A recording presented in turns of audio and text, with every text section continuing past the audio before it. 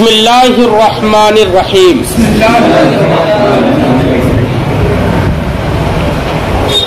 کما صح نکاح مسلم ذمیۃ عند ذمیین ولم یظہر بہما ان جوحدا. کما سے تشبیہ دے رہے ہیں ما قبل کے ساتھ. ما قبل میں کہا تھا کہ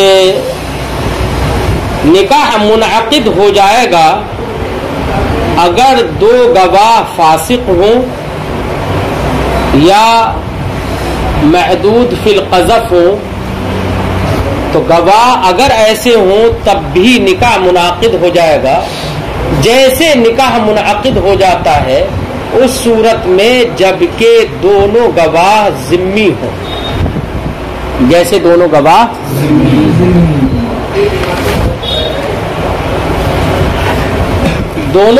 ذمی ہوں اس وقت نکاح منعقد ہو جاتا ہے.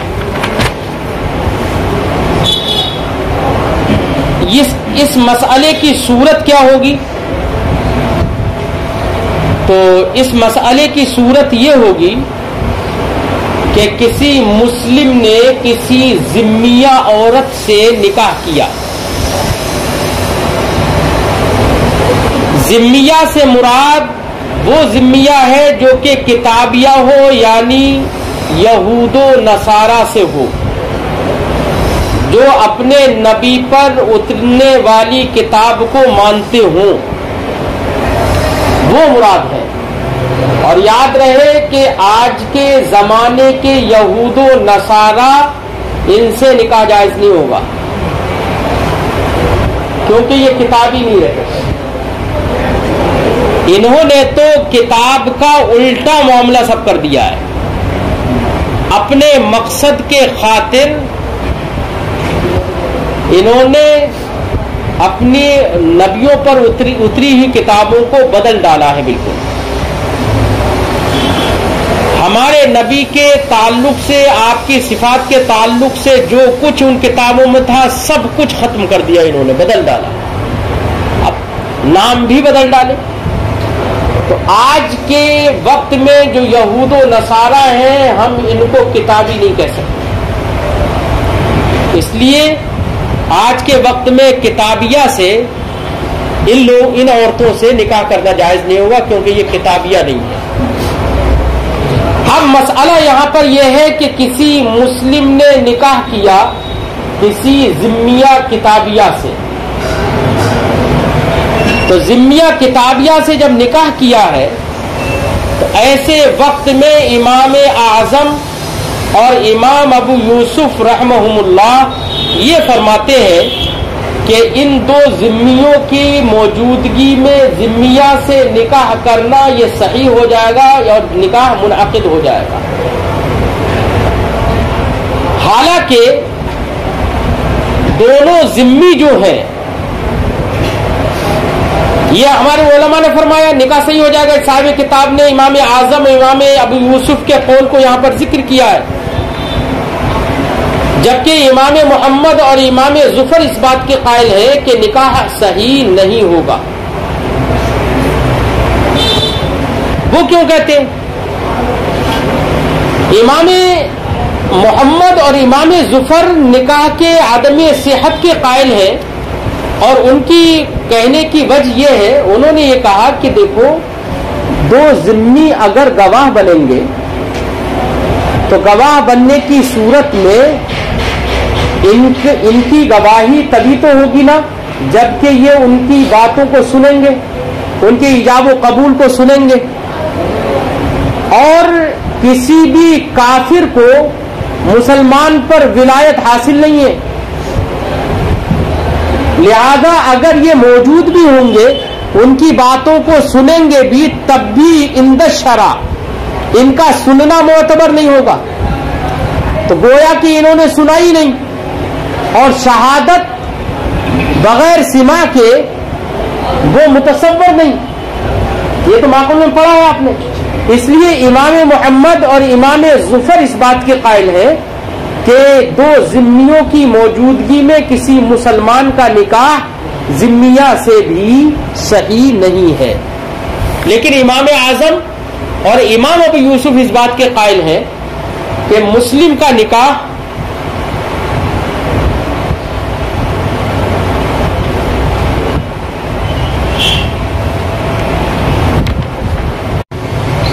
امام محمد اور امام ظفر کے قول کو ہم نے بیان کیا. امام اعظم اور امام ابو یوسف کہتے ہیں نکاح صحیح ہو جائے گا. ان کی بھی وجہ اپنی ہے. انہوں نے یہ وجہ بتائی. انہوں نے کہا کہ دیکھیے شہادت جو ہوتی ہے اس کا مقصد سمجھیے. شہادت کیوں، گواہ کیوں بنائے جاتے ہیں؟ بیع کے اندر تو شاہدین کا ہونا ضروری نہیں ہے نا، کیونکہ وہاں پر تملیک اموال ہوتی ہے. کیا ہوتی ہے؟ تملیک اموال. اور نکاح کے اندر گواہوں کا ہونا شرط قرار دیا، تو دونوں میں کچھ تو فرق ہوگا. اس کا مطلب یہ ہے کہ نکاح کے اندر گواہوں کو ایجاب مہر کے لیے، جو کہ مہر مال ہوتا ہے، ایجاب مہر کے لیے گواہ نہیں بنایا جاتا ہے، بلکہ یہاں پر گواہ بنانا اس لیے ضروری ہے کہ خلاف قیاس جزو انسانی ملک وضع کا اثبات کیا جاتا ہے. یہاں پر اثبات مہر نہیں بلکہ ملک وضع کا اثبات ہوتا ہے. تو جزو انسانی کی عظمت کے خاطر یہاں پر گواہ بنائے جاتے ہیں. اس کے عظمت کے خاطر گواہ بنائے جاتے ہیں. تو اب ایسی صورت میں ایک ذمیہ سے نکاح ہو رہا ہے، تو اس ذمیہ کے نکاح کے وقت میں ذمیوں کو اگر گواہ بنا لیا جائے تو جزو انسانی کے تعظیم برقرار رہے گی یا نہیں رہے گی؟ بھائی ذمیہ عورت سے نکاح ہو رہا ہے نا. یہ نہیں کریں کہ مسلمان عورت سے نکاح ہو رہا ہے. ذمیہ کتابیہ سے نکاح ہو رہا ہے. تو ذمیہ کتابیہ سے نکاح کرنے کی صورت میں اگر ذمیوں کو ہی گواہ بنا دیا جائے تو گواہی تو اس لیے تھی کہ ملک وضع کی عظمت، اس کی تعظیم کے خاطر. وہ تعظیم تو ابھی بھی موجود رہے گی، کیونکہ مسلم کے وضع کی نہیں، یہاں پر تو ذمیہ کی وضع کی ہے. اور ذمیہ کی وضع کے لیے وہاں پر ملک وضع کے لیے نکاح کے لیے ذمیہ سے نکاح کے لیے ذمیوں کو اگر گواہ بنا دیا جائے اس میں کوئی قباحت کی بات نہیں ہے. ان کی شہادت معتبر ہوگی. ان کی شہادت کیا ہوگی؟ معتبر ہوگی. یہ امام اعظم نے فرمایا اور یہی متبع قول بھی ہے. بہرحال اگر کسی مسلمان نے کسی ذمیہ سے نکاح کیا، ذمیہ سے مراد کتابیہ ہے، یاد رکھنا. غیر کتابیہ مثلا حربی عورت ہو، اس سے نکاح ہی جائز نہیں ہے. یا کسی ذمیہ عورت نے جو کہ دارالحرب میں رہتی ہے وہاں پر نکاح کیا، دارالحرب میں نہیں، ذمیہ نہیں، کوئی بھی کتابیہ عورت ہے اور دارالحرب میں رہتی ہے اور حربی ہے تو اس سے بھی نکاح جائز نہیں ہوگا. یہ اس وقت نکاح ہے جائز ذمیہ سے جبکہ وہ دارالاسلام میں نکاح کرے، یہ بھی یاد رہے. تو اب اگر ذمیہ سے کسی مسلمان نے نکاح کیا تو دو ذمیوں کا گواہ بنانا یہ صحیح ہے، جائز ہے. لیکن یاد رکھیے کہ فاسق کے بارے میں ماقبل میں کہا گیا کہ فاسق کو گواہ بنانا تو صحیح ہے، لیکن اگر انکار کسی نے کیا تو ولایت تو ہے اس کو لیکن ولایت کاملہ. ایسے ہی یہاں پر بھی ذمی کو اپنی ولایت تو حاصل ہے، اس لیے ذمیہ کے نکاح میں وہ گواہ تو بن سکتا ہے، لیکن اگر انکار کر دیا گیا تو اس کو ولایت کاملہ حاصل نہیں ہے. سمجھے نہیں؟ اس لیے انکار کرنے کے وقت میں اس کی گواہی سے نکاح ثابت نہیں ہو پائے گا. کیا نہیں ہو پائے گا؟ اگر اس کی گواہی مسلم کے خلاف ہو تو نکاح ثابت نہیں ہو پائے گا. اور اگر اسی لیے ہمارے فقہاء نے فرمایا کہ مسلم کے خلاف ہو تب تو یہ ہے کہ اگر مسلم کے خلاف گواہی دے رہا ہے اور اس کی گواہی معتبر ہوگی تو پھر اللہ رب العزت کا فرمان ہے کہ اللہ رب العزت نے کسی کافر کو مسلمان پر راہ نہیں رکھی ہے، ٹھیک ہے نا؟ اس لیے مسلمان کے خلاف تو اس کی گواہی معتبر نہیں ہوگی. ہاں اس مسلمان کے حق میں اگر گواہی دے رہا ہے تو گواہی معتبر بھی ہوگی. وہی صاحب کتاب اس کا مسئلہ بیان کر رہے ہیں. فرماتے ہیں کما صح نکاح ذمیتن، نکاح مسلم ذمیتن، جیسے کہ ایک مسلمان کا ذمیہ سے نکاح کرنا صحیح ہے، عند ذمیین، دو ذمیوں کے موجودگی میں، ولم یظہر بہما، اور ان دونوں کی یعنی دو ذمیوں کے ذریعے سے نکاح کا ثبوت نہیں ہوگا. کب؟ ان جوحدہ، اگر نکاح کا انکار کر دیا گیا. فإن شہادت الکافر علی المسلم لا تقبل، اس بات اس لیے نہیں ہوگا کیونکہ کافر کی گواہی مسلمان کے خلاف مقبول نہیں ہوتی ہے.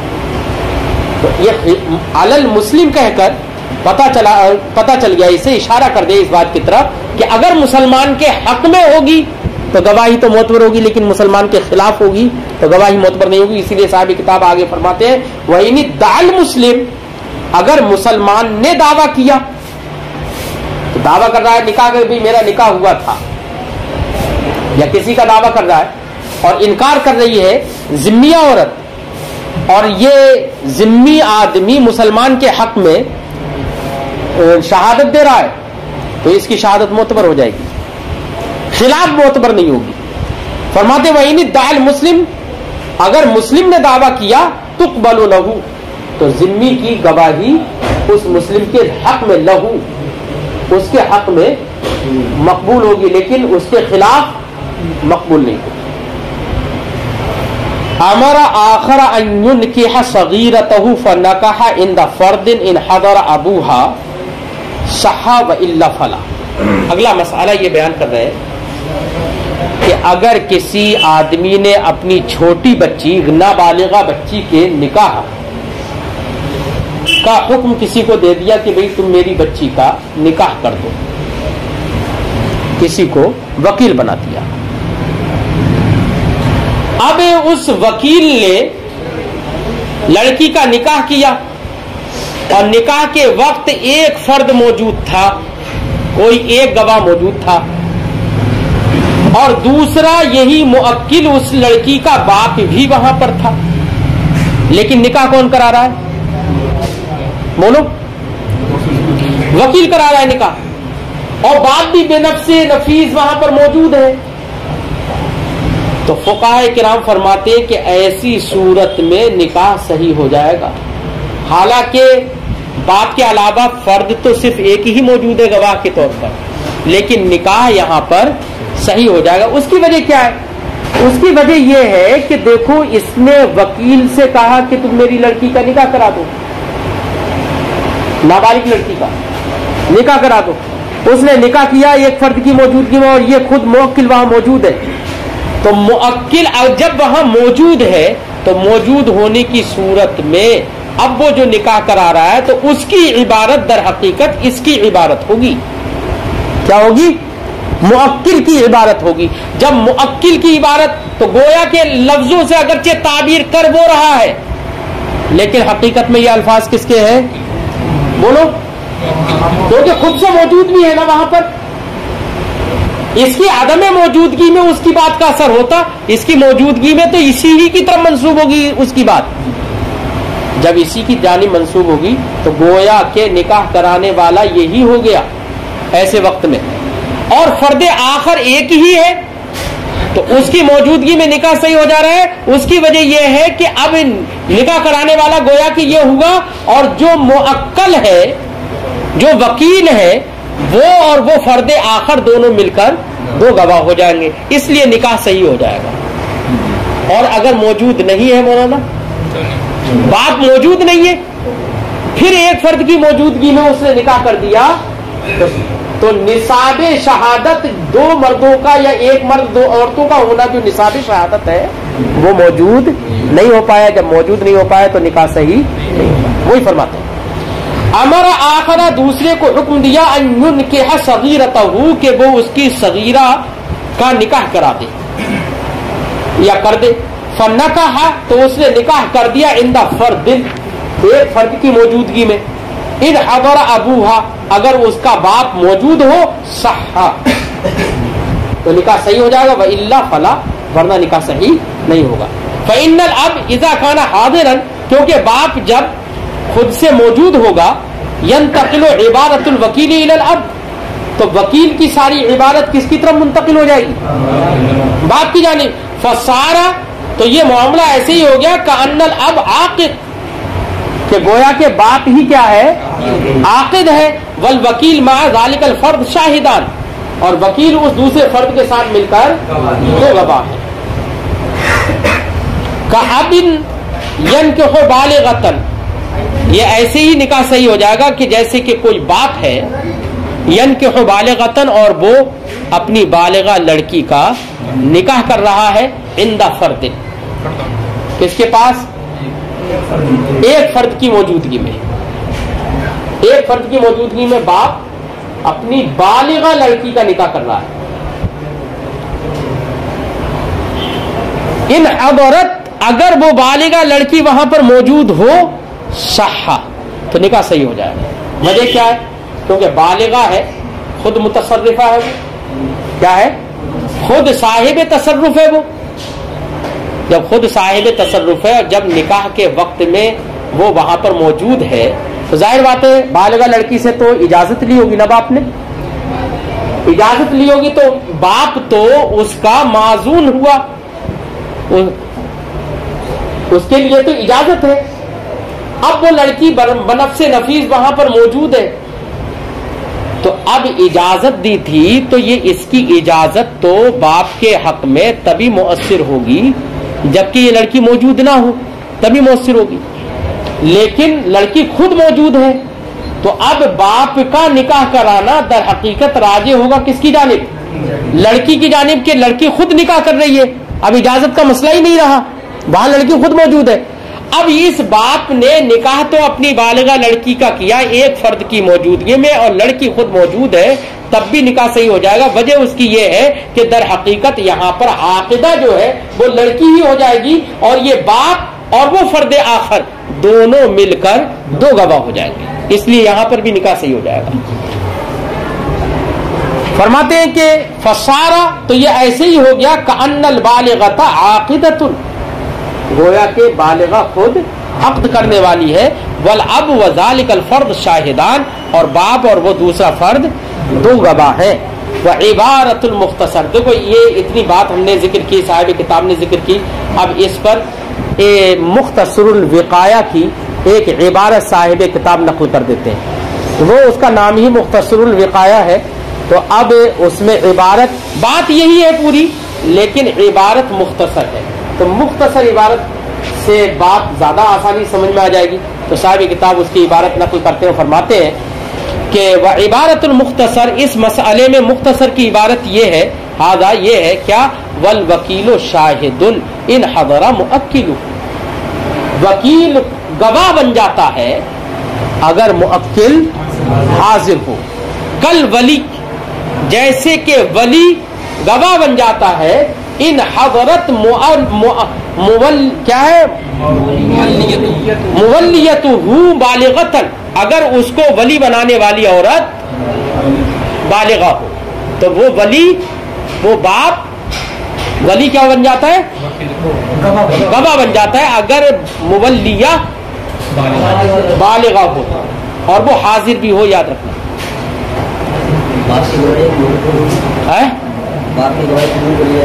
بیٹا باپ کی گواہی قریب اقرب کی گواہی معتبر نہیں ہوتی ہے لیکن وہ اس بات کا مسئلہ ہے انعقاد نکاح تو صحیح ہو جائے گا ہے. جیسے معقول میں گزرا تھا نا کہ بیٹے کو گواہ بنا دیا دو بیٹوں کو تو انعقاد نکاح تو ہو جائے گا لیکن اس بات نہیں ہوگا. ٹھیک ہے. وحرم على المرء اصله وفرعه واخته وابنتها व बिन्त अखीहि व अम्मतुहु व खालतुहु व बिन्त ज़ौजतिही इन वतिअत व उम्मु ज़ौजतिही व इन लम तुअता व ज़ौजतु अस्लिही व फरइही।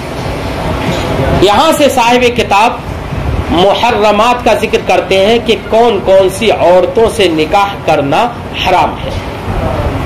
तो इन मसाइल को समझने के लिए कुरान की आयत करीमा को पढ़ लेना बेहतर होता है ताकि आसानी समझ में आ जाए। कुरान की आयत पढ़ना, हुर्रिमत अलैकुम उम्महातुकुम व बनातुकुम व अखवातुकुम व अम्मातुकुम व खालातुकुम व बनातुल अख व बनातुल उख्त व उम्महातुकुम अल्लाती अरदअनकुम व अखवातुकुम मिनर रदाअ व उम्महातु निसाइकुम व रबाइबुकुम अल्लाती फी हुजूरिकुम मिन निसाइकुम अल्लाती दखलतुम बिहिन्ना फ़इन लम तकूनू दखलतुम बिहिन्ना फला जुनाहा अलैकुम व हलाइलु अबनाइकुम अल्लज़ीना मिन अस्लाबिकुम व अन तजमअू बैनल उख्तैनि इल्ला मा क़द सलफ़ इन्नल्लाह कान गफूरुर रहीमा। अब देख, कहने का मकसद ये है कि कुरान में अल्लाह ने इरशाद फरमाया कि तुम्हारी माएँ तुम पर हराम कर दी गई, उनसे निकाह करना जायज़ नहीं है, माओं से निकाह करना जायज़ नहीं। ऐसी बेटियां भी हराम कर दी गई हैं, हुर्रिमत अलैकुम उम्महातुकुम व बनातुकुम, और तुम्हारी बेटियां भी तुम पर हराम कर दी गई, व अखवातुकुम, और तुम्हारी बहनें भी हराम कर दी गई है। चाहे, और याद रखना ये सब नसबी रिश्ते हैं, ये क्या है ये सब। और हदीस पाक में नबी करीम ने इरशाद फरमाया जो हुर्मत नसब से साबित होती है वही हुर्मत रदाअत से भी साबित होती है। लिहाजा अगर नसबन अगर कोई बहन है उससे अगर निकाह हराम है, तो अगर रदाअतन अगर कोई बहन है तो उससे भी निकाह हराम हो जाएगा, है ना। तो फरमाया गया अखवातुकुम, तुम्हारी बहनें हराम कर दी गई, व अम्मातुकुम, तुम्हारी फूफियां हराम कर दी गई, व खालातुकुम, और तुम्हारी खालाएं, खाला तो समझते ही हो ना, हाँ, व बनातुल अख, भतीजियां, व बनातुल उख्त, भांजियां, व उम्महातुकुम अल्लाती अरदअनकुम, और तुम्हारी वो माएँ जिन्होंने तुमको दूध पिलाया, रजाई माँ, व अखवातुकुम मिनर रदाअ, और तुम्हारी रजाई बहनें भी हराम कर दी गई हैं, व उम्महातु निसाइकुम, तुम्हारी बीवियों की माएँ सासें हराम कर दी गई, व रबाइबुकुम अल्लाती फी हुजूरिकुम, और वो रबीबाएं भी हराम कर दी गई हैं जो तुम्हारे यहाँ पर परवरिश पा रही हैं। अब परवरिश पाए या ना पाए, फी हुजूरिकुम की जो कैद है वो कैद इत्तिफाकी है, एहतराजी नहीं है। रबीबा किसे कहते हैं? तो रबीबा उस लड़की को कहते हैं, मसलन आपने किसी औरत से निकाह किया और वो औरत किसी दूसरे शौहर के निकाह में पहले रह चुकी हो जिससे उसकी औलाद कोई लड़की पैदा हुई, अब उसने तलाक दे दी, अब उस औरत के साथ में वो लड़की मौजूद है। अब आपने निकाह किया तो वो औरत जब आपके घर आए तो वो लड़की आपके लिए रबीबा कहलाएगी। क्या कहलाएगी? अब अगर आप ही के घर पर आकर परवरिश पाए तब भी रबीबा है, और ये भी मुमकिन है कि वो अपनी ददहाल या ननहाल में रहे, आपके यहां पर परवरिश ना पाए, रबीबा तब भी है। हुर्मत आपके घर पर आकर परवरिश पाए तब भी हुर्मत साबित, और घर पर ना भी रहे, परवरिश ना पाए, वहां रहे तब भी हुर्मत साबित। हर सूरत में रबीबा से हुर्मत साबित। इसलिए फी हुजूरिकुम की कैद जो है आयत करीमा में, वो कैद इत्तिफाकी है, एहतराजी नहीं है। बस सिर्फ बयान के लिए है, ये बताया गया कि रबीबा वो होती है जो तुम्हारी परवरिश में आ जाती है, बल्कि कैद इत्तिफाकी है, और ये तोजी भी नहीं है, क्योंकि तोजी करेंगे तो एक ही शिक्की तो तोजी होगी बस खाली। फरमाते मिन निसाइकुम अल्लाती दखलतुम बिहिन्ना, उन औरतों की रबीबा क्या है, वरबाइबुकुम अल्लाती फी हुजूरिकुम, और आगे क्या है, मिन निसाइकुम अल्लाती दखलतुम बिहिन्ना, तुम्हारी उन बीवियों की रबीबाएं हराम है जिनसे तुमने दुखूल कर लिया है। सिर्फ निकाह करने से हराम नहीं हुई है, मां तो निकाह करने से ही हराम हो जाती है, लेकिन उसकी लड़की तब हराम होगी जब वती हो जाए। आगे फरमाया फ़इन लम तकूनू दखलतुम बिहिन्ना फला जुनाह अलैकुम, अगर दुखूल नहीं किया, वती नहीं किए, तो अभी भी वती करने से पहले आपके लिए अभी हलाल है, तो कोई गुनाह नहीं है। वह हलाइल अबनाइकुम, तुम्हारे बेटों की बीवियां भी तुम्हारे ऊपर हराम कर दी गई हैं। कौन, बहू, वो भी हराम है। अल्लज़ीना मिन अस्लाबिकुम, जो बेटे तुम्हारी पुश्तों से हैं, यानी हकीकी बेटे हैं। वह अन तजमऊ बैनल उख्तैन, अभी तो आयत करीमा का हम तर्जमा कर रहे हैं, मसाइल तो किताब में बयान करेंगे। और यह भी हराम है कि तुम दो बहनों को जमा करो, दो बहनों को भी निकाह में जमा करना हराम है।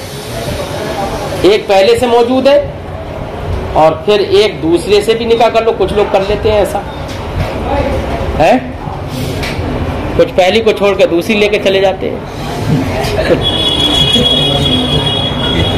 लेकिन जब तक अगर तलाक भी दे दी है, तो जब तक उसकी बहन इद्दत में है, उस वक्त तक भी उससे, उसकी बहन से निकाह करना जायज नहीं है। तो जमा बैन अल उख्तैन ये जायज नहीं, ये भी हराम है। और क्या है आगे, इल्ला मा कद सलफ, तो मा कब्ल में जो गुजरा, जिनका जिक्र गुजरा वो ही हराम है, उनके माँ सिवा फिर तुम्हारे लिए औरतें हलाल हैं। इन्नल्लाह काना गफूर रहीमा, अल्लाह बख्शने वाला, रहम फरमाने वाला है। अब देखिए ये आयत करीमा का तो तर्जमा समझ में आ गया। जहन आयत करीमा तो इसलिए हमने जिक्र करवाए कि ताकि जहन में यह आए कि कुरान पाक के अंदर मुहर्रमात का जिक्र है, लिहाजा ये आयत करीमा ही याद कर लो, मुहर्रमात का जिक्र खुद ही कर दोगे। अब देखिए साहिब किताब की इबारत फरमाते हुर्रिमा अलल मरए अस्लु। अब फुक़हा तो ऐसी इबारतें नकल करेंगे, ऐसी इबारतें पेश करेंगे जिससे आपको बहुत तफसील की जरूरत नहीं होगी, इजमाली इबारतें होंगी, उनसे आप बहुत कुछ समझ सकते हैं। फरमाते हुर्रिमा अलल मरए अस्लु, इंसान पर उसकी असल हराम कर दी गई। अब असल में बाप भी आ गया, माँ भी आ गई, दादी भी आ गई, नानी भी आ गई। अगर औरत है तो उसका बाप हराम, उसका दादा हराम, उसका नाना हराम, और मर्द है तो उसकी माँ हराम, उसकी नानी हराम, उसकी दादी हराम। चले ऐसे आगे तक बढ़ते चले जाओ। हुर्रिमा अलल मरए अस्लु, इंसान पर उसकी असल हराम कर दी गई है। वफ़रउ, और उसकी फरा भी हराम कर दी गई है। फरा क्या होगी, उसके बेटा बेटी, औरत है तो बेटा उस पर हराम, बेटे का बेटा हराम, बेटे का बेटा हराम, पोता परपोता सारे लकड़ पोते सब हराम है। और अगर मर्द है तो बेटी हराम, पोती हराम, ऐसे चलते रहो आगे। वह उख्तु, उसकी बहन भी हराम कर दी गई है। वह इब्नतुहा, ऐसे ही औरत की बेटी, वो बहन की बेटी भी हराम कर दी गई है, वो भी हराम है, भांजी जिसे कहते हैं। वह बिन्तो अखी, ऐसी उसके भाई की लड़की यानी भतीजी। वह अम्मतु, ऐसी उसकी फूफी, अम्मा का माना फूफी। वह खालतुहु, उसकी खाला भी हराम। वह बिन्तो ज़ौजतिही, उसकी बीवी की लड़की भी हराम। बीवी की लड़की है, अरे वही रबीबा। लेकिन फरमाते इन वो तिअत, तब हराम है जबकि उससे वती कर ली गई हो। वह उम्मो ज़ौजती, बीबी की माँ भी हराम, सास भी हराम। لیکن بیٹا ساس نکاح ہوتے ہی حرام ہو جاتی ہے. ساس کیا ہو جاتی ہے؟ وطی نہیں بھی کی ہے تب بھی حرام، نکاح ہوتے ہی حرام ہو جاتی ہے. وَإِن لَمْ تُؤْتَ، اگرچہ اس سے اس بیوی سے وطی نہیں کی گئی ہو. وَزَوْجَةُ اصلی، ایسے ہی شوہر کی اصل کی بیوی بھی حرام کر دی گئی. اور اصل کون تھا؟ باپ، دادا، نانا ہے. ارے شوہر کا اصل دیکھ یار، ابھی نانا جو ہوگا وہ بیوی کا اصل ہوگا یار. دادا پردادا وغیرہ چلے جاؤ، تو ان اصلوں کی جو بیویاں ہوں گی، جو دادیاں بنیں گی، وہ بھی سب وفرعہ، ایسی فرع کی بیویاں بھی، تو بیٹے کی بیوی، پوتے کی بیوی، ان تمام کی بیویاں بھی. یہ اجمالی بیٹا عبارت ہوئی. اس سے بھی اور مختصر عبارت مختصر کی